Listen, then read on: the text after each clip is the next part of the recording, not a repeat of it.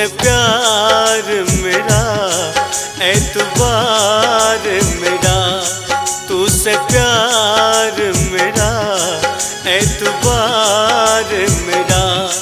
मन हर वक्त रवे इंतजार तेरा। बंदगी से मेरी जिंदगी से तेरी, बंदगी से मेरी जिंदगी से तेरी। मेरा सब कुछ तुझसे भरतार मेरा। तुझसे प्यार मेरा, एतबार मेरा, तुझसे प्यार मेरा, एतबार मेरा।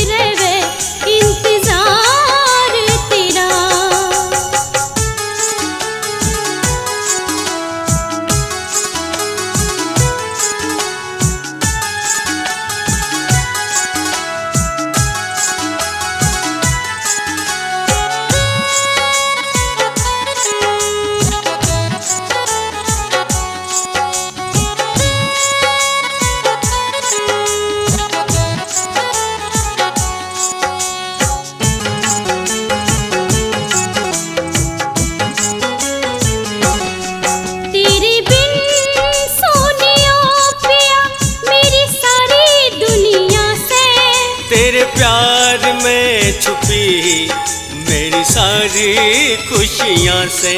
तेरे बिन सोनिया पिया मेरी सारी दुनिया से।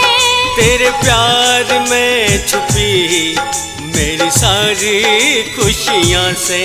तुझसे दिलदार मेरा भगवान मेरा, सारी दुनिया से प्यारा भरतार मेरा, सारी दुनिया से प्यारा भरतार मेरा।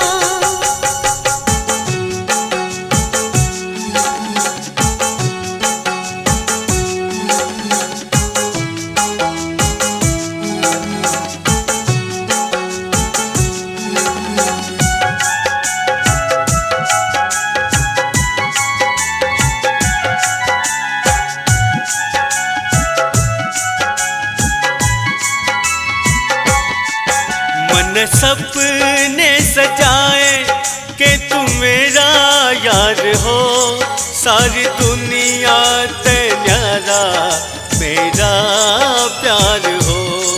तेरे पे कुर्बान सारा संसार कर दूं, मेरी खुशियाँ हैं जितनी तेरे नाम कर दूं। जान ले लूँगा उसकी जो प्यार हो तेरा, मन हर वक्त रवे इंतजार तेरा। तुझसे प्यार मेरा, एतबार